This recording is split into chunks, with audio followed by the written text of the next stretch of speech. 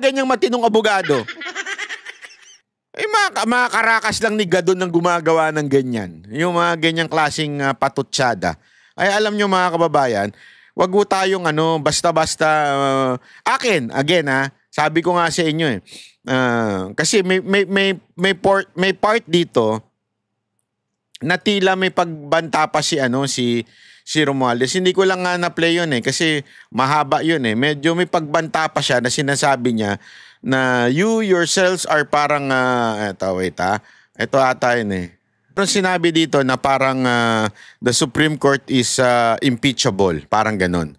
Hindi ko nga alam kung yun ba ay pagbabanta ni Romualdez na, oy, wag nyo, ito itinuloy ninyo. Kami may hawak ng impeachment nyo. Parang ganon. Di natin alam. Pero gayon pa man, diyan lumalabas na talaga kung sino ang diktador, di ba? Pag hindi nasunod yung gusto nila, baka kung gagawin nila ito, na i-impeach nila yung mga justices, ang dami niyan. Di ba? Kung gagawin nila ito, may topak na talaga sila. Pero hindi imposible yan. Kasi may mga topak na talaga mukhang desperate na itong si Romualdez. Talagang desperado siyang matuloy itong impeachment. Palpak na kasi yung PI niya. Palpak pa itong impeachment niya. Diba? Alam mo kasi, Speaker Romualdez, huwag ka kasi masyadong nakikinig sa mga taong nasa paligid mo. Na pumapalakpak lang sa iyan kasi alam mo namang nakikinabang. Medyo magtanong ka din dun sa mga taong hindi isip-sip sa'yo, hindi yung yes man. Para sigurado yung payong na ibibigay sa'yo. Kasi kung puro yes man lang, o kaya sahuran mo lang, di ba? O empleyado mo lang, o ano yung mga hinihingan mo ng payo, naku po, delicates ka dyan, di ba? Talagang sasabihin lang siya, tuloy mo yan. Alam mo naman sila, enjoy na enjoy. Hindi, kasi ugali na yan ng tao yung kanilang boss, pupurihin nila ng pupurihin kasi nakikinabang sila dun sa boss nila. Bilib na bilib yung gusto. Sige, ano yan, okay yan, tuloy mo yan. Speaker ka naman, ganyan, di ba? Hanggang kasi the more na may problema, the more nakakailanganin sila nung boss nila. The more na may trabaho sila. Kaya huwag ka nakikinig dyan sa mga nasa paligid mo. Delicate sa mga yan. Mabuti pa maghanap ka ng mga tunay na abogadong objective mag-isip. Yeah? Kasi ito, sa totoo lang, medyo malaking kapalpakan itong ginawa ninyo. Naubos ang oras doon sa pag-iimbestiga kay VP Sara Duterte. Di ba? Ilang hearing din yan naganap. Naubos ang oras, wala rin naman nangyari. Yan ang totoo pakinggan po natin itong kasi may isa pang issue ngayon. Itong issue kay Marcoleta na kesyo bumaligtad daw to si Marcoleta. Dahil doon sa pagkamay niya kay Marcos at saka yung pagsabi niya na hindi naman siya Duterte Black. Linawin natin. Ano ba talaga yung kumpletong sinabi ni Marcoleta? Kesa naman yung bira lang tayo ng bira. Isa pa po siguro ayaw ko lang kung gusto niyo pong sagutin itong punto na ito. Kasi doon sa tagpo ng matapos magsalita ang Pangulong Bongbong Marcos, naman paglabas ng pinto ng plenaryo, kayo po ang nabungaran ang sabi pa naman doon sa mga balita at yung kasama niyo po sa senador, yun daw pong Duterte Black, kasama daw po kayo doon, ay hindi pupunta doon sa sona ng Pangulo. Pero ano daw ba nangyari? Ba't nandun kayo? Mukhang ang Pangulong Bongbong pa po ay yumakap ata sa inyo at mukhang nag-abrisyete pa sa inyo, Sen. Ano ba talaga nangyari? Sino ba yung nagsabi na ang Duterte Black ay hindi pupunta? Wala akong alam doon. Ang sabi ni Senadora Amy, nagsalita ata, iba pang mga miyembro po ng Duterte Black. Una, Sen, kayo ba kinukonsidera nyo yung sarili na miyembro kayo ng Duterte Black? Hindi ako PDP laban Ayun, Alam nyo naman opo. na nung nangampanya ako, maski na nung 2022, adapted lang ako. Yun, opo. Kaya hindi ko alam kung bakit nila sinasabing Duterte Black ako. Opo. Napagkakamalang kasi tayo na Hindi kasi alam mo, Senator Marcoleta, kasi siyempre iniisip nila since ginamit nyo mga Duterte at pinakinabangan nyo sila nung during the campaign, kaya tuloy nakukonsidera kayong Duterte Black. At aminin naman natin, Senator, na kayo naman talaga tinulungan ng Duterte supporter. Wag ho natin, baka naman na, ako again hindi po ako against kay Senator Marcoleta. Kahit nga doon sa programa namin Banateros, sinabi ko nga po, bigyan muna natin ng chance sa si Senator Marcoleta na gawin yung kanyang ipinangakong trabaho. Siya naman po ay talagang trabaho para sa bayan ang kanyang ginagawa. Kaya dapat wag tayo maging panatiko. Hindi niya kailangan gumawa ng batas na ang pangalan ay Duterte. Yung parang ginawa ng paninipsip ni Amy Marcos na yung Rodrigo Duterte law na kung saan ipagbabawal lang yung pagdukot, di ba? At pagdala sa isang Pilipino sa ibang bansa. So may pagganon utot-utot pa si Amy Marcos para sumipsip sa mga Duterte. Wala naman silbi yun. Hindi. Sa totoo lang, sa tingin nyo magkakaroon ng bill sa Kamara yun? Hindi. Kasi kailangan may parallel bill yan sa Kamara din . Sa tingin nyo, pipirmahan nyo ni Marcos? Hindi rin. Parang inamin ni Marcos na dinukot talaga niya si Duterte. So ano yung bill na yun? Wala lang, pakit lang ni Amy. Huwag natin i-expect na gumanon kababaw si Marcoleta. Nagagawa din siya ng Duterte bill, Duterte. Hindi ganyan na tao yan si Marcoleta. Yan ay abogado. Yan ay nakikipaglaban para sa bayan at para sa bawat Pilipino, hindi lang ng Duterte supporter. Take note of that. Dapat, yun ang ating dahilan kung bakit natin siya ibinoto.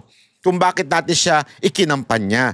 Not because to serve the Duterte. Kung ganun ang motibo natin, abay panatiko ho tayo. Mali ho yun. Dapat tayo ay naniniwala sa isang tao because pagsisilbihan niya ang taong bayan. Yun ang importante. Ako, naniniwala ako doon. Kaya lang, siguro,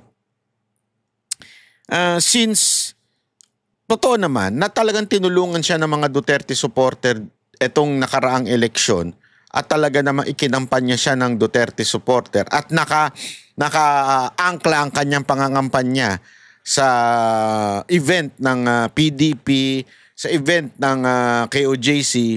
Kaya siguro yung mga supporter medyo naniningil. Di ba? Naniningil in a sense na parang nasasaktan sila. I understand.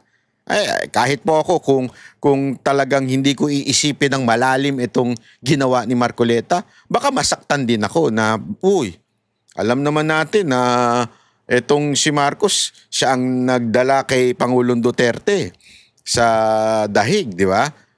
Maaring masaktan tayo. Karapatan naman ninyo yan na masaktan kayo. Pero sana, bigyan lang din natin siya ng tsansa. Akin lang po ito. Ako, personally, I'm hurt. Personally, I'm hurt na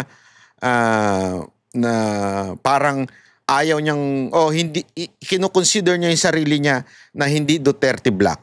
Okay lang. Okay lang sa akin yun. I'm hurt but that's emotion. But sa akin, isasantabi ko yun, at babantayan ko yung gagawin niya. Kasi marami siyang pinangako . Pinangako niya yung sa Meralco, yung pagbaba ng kuryente, pagsisilbi sa taong bayan, pagiging lalong-lalo na sa bilang Blue Ribbon na chairman, di ba? Marami siyang uungkatin na mga katiwalian sa gobyerno. Yun, okay yun. Gawin lang niya yun. Hindi niya kailangan bukang bibig si Duterte. Gawin lang niya yun, ako'y hahangat, papalakpak sa kanya. Lalong-lalo na yung importante, yung katarantaduhan na nangyari nitong nakaraang eleksyon. Naku po, dapat imbestigahan niya. Kasi tandaan natin, siya ang nagsiwalat nung di umano, yung allegedly na, yung parang bank account nung Comelec sa ibang bansa. Siya ang nag-reveal niyan . Ngayon, pagkakataon niya na ito. Kasi part yan, di ba? Part yan ng kanyang komite.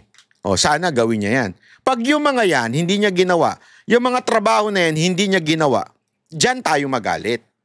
Hindi yung, papangalanan ko ba yung sarili kong Duterte Black? Papangalanan ko ba yung sarili ko na Escudero Black? Papangalanan ko ba yung Ontiveros Black? Hindi na importante yan. Ang importante sa akin, gawin niya yung tama. So kunwari, nagkaroon ng katiwalian doon sa pagdala kay Pangulong Duterte sa ibang bansa, gawin niya yung trabaho niya. Sino ba itong mga tao na nagdala o gumawa ng illegal na hakbang para madala si Pangulong Duterte sa ibang bansa? Yan yung mga dapat niyang gampanang trabaho. Duterte Black. Kasi nga, nilalaban naman natin ang mga karapatan kahit sino. Yun, Nagkataon lang na ang karapatan naman ng mga Duterte, kailangan din nating ibigay yung due process para sa kanila. Na pagkakamalan tayo na meron tayong kinikilingan. Hindi. Mapapansin mo sa lahat ng galaw natin, sa lahat ng action natin, palaging yung batas ang gusto nating ipairal. Kung ano yung due process of law. Palaging gano'n eh. Siguro dahil sa pagiging abogado ko, yung nakikita ko, yung kahit sino, kalaban mo siya o hindi, ibigay mo yung para sa kanya na nakatalagang karapatan sa ilalim ng mga batas natin. Ngayon, wala namang usapan na huwag tayong pupunta. Bakit naman hindi tayo pupunta? Katungkulan namin yon. Ang totoo niyan, bago kami ma-organize, nakapagboto na kami ng umaga, bago kami nag-iwahiwalay, o itutuloy natin ang ating alas 4, pero doon na tayo pumunta sa Batasan Complex. Sapagkat para ganapin natin ang ating constitutional duty na inihalal na senador ng ating mga mamamayan, pakinggan natin ang ating Pangulo. Katungkulan namin, constitutional yun eh. Opo. Yun ang dapat na maintindihan ng ating mga kababayan. Hindi, wag po kayo makikinig kung kani-kanino na gumagawa po ng usap-usap, kaya lalo pong namamali yung iba. Yung gumagawa ng issue. Wag ko tayong parang bata na gawa ng issue pagdating sa mga ganyan.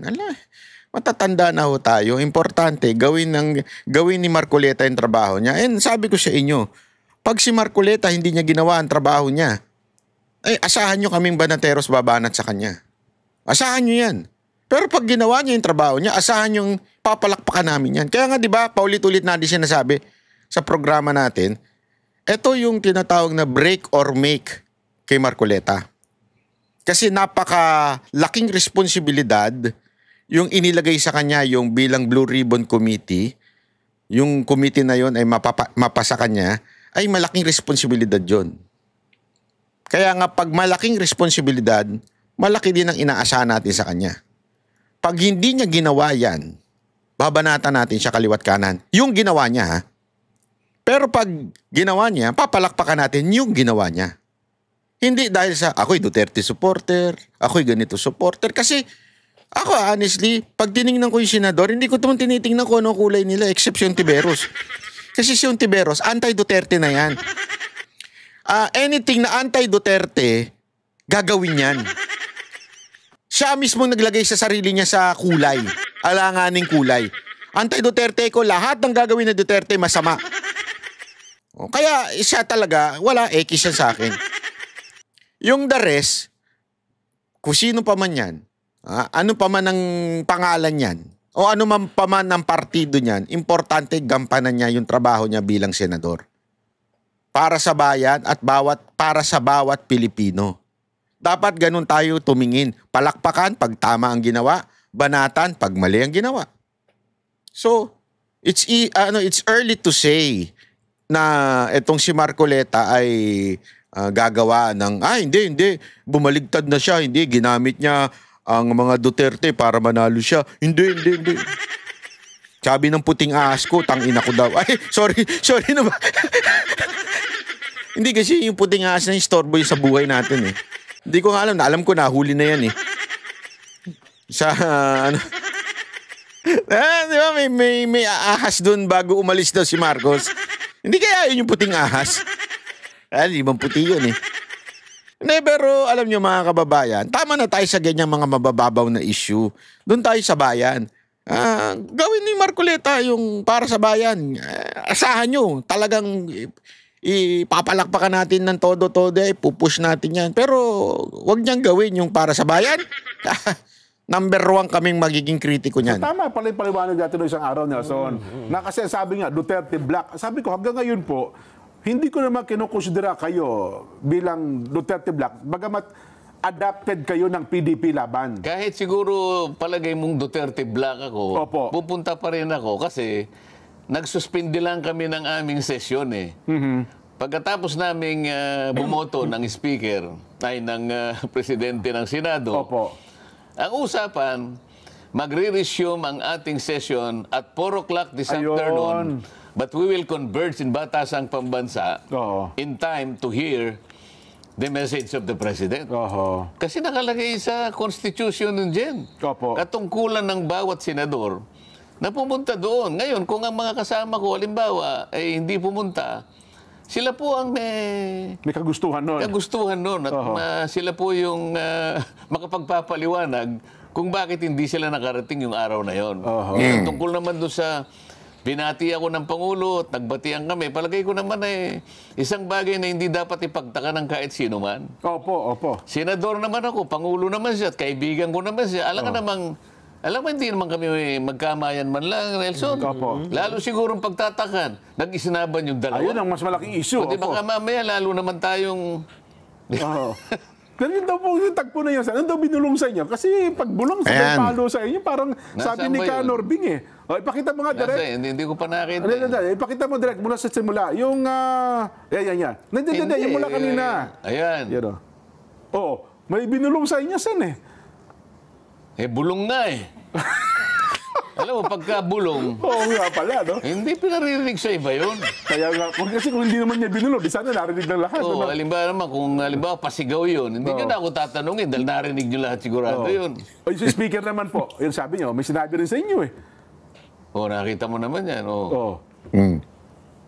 O, siyempre, magkakilala naman kami ni Speaker, Oo di nga ba? po naman. Diba tinanong kung paano ka ba nanalo? Hindi ba sinabing, ayaw kang paniwalaan ng broadcaster na nananalo ka, parang ganun. Eh, bakit naman yung... Yung iba. bali, nagyakapan din naman kami ni Speaker. Ba't hindi nyo man lang itanong, ano ba binulong sa'yo? Kasi may naunang tagpo dyan, Sen, na mayroong mga senador din na parang ayaw pansinin ng Pangulo eh. Eh bakit daw nung nauna kayo nakita nag-abrisiete pa sa inyo? Baka natatakot. Baka natatakot. Pwede ko bang hulaan, Senator Marcoleta, kung anong sinabi ni Bongbong Marcos sa'yo? Hulaan ko lang. Hulaan lang ito. Sabi niya siguro, isihan mo lang. Kasi di ba siya ang titingin ng mga korupsyon sa ano? Sa gobyerno. Sabi niya, isihan mo lang yung mga bata ko. kaya tumawa siya. Eh, magkaibigan nga kami. Baka hindi niya kaibigan yun. Ba't nyo? Problema ko ba yun? Yun nga, no? Yun ang paliwanag ha. Naintindihan nyo na. Huwag yun ang...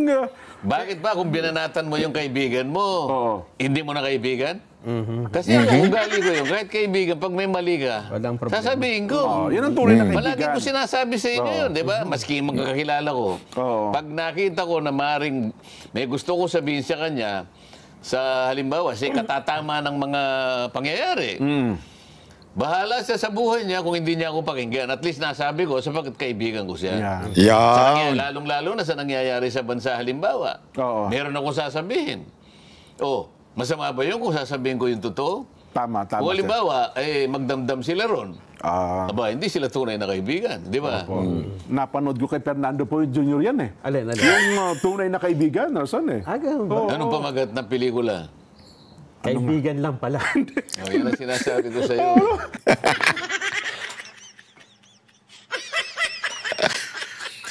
Ay nako, anyway, alam nyo mga kababayan, tayo po ay magmamatsyag. Yun lang.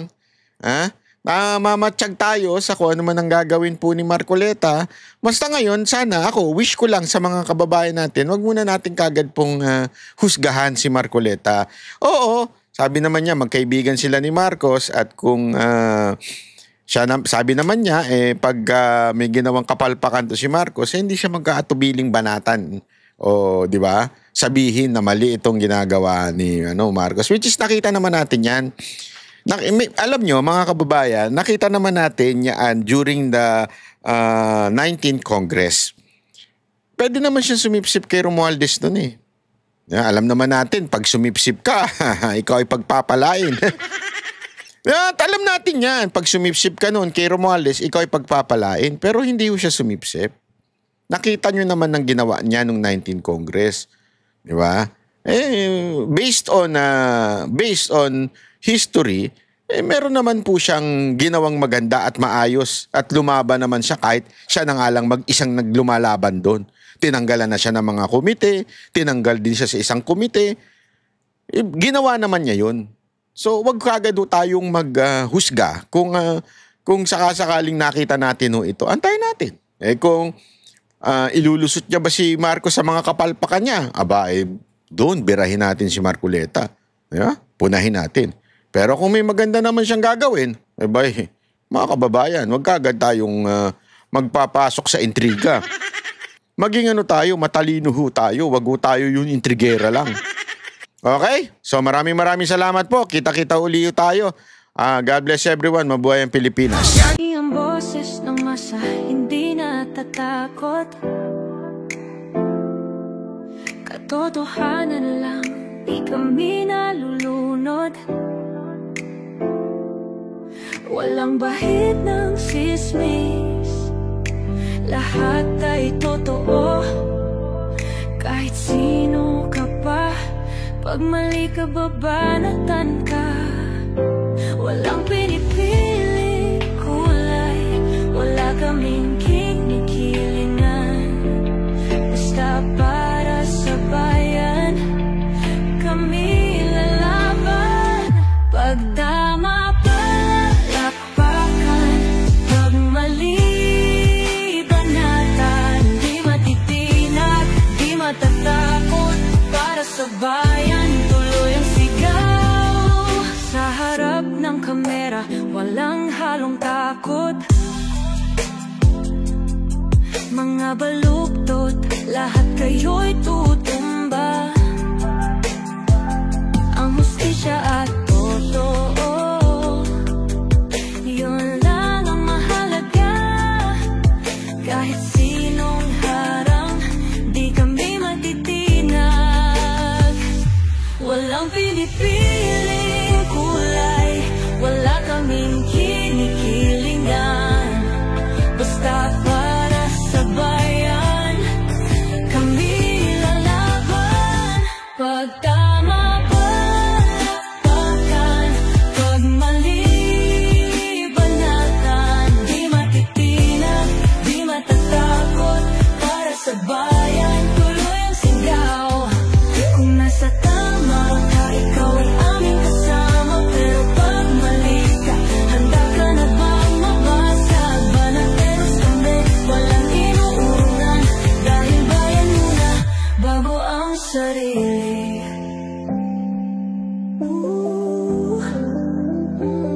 Bago ang sarili.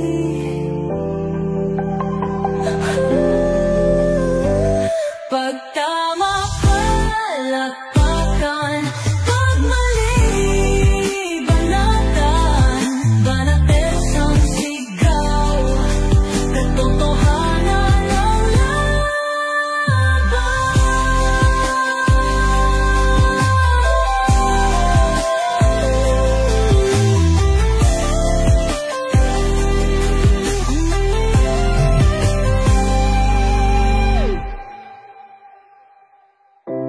sa harap ng kamera,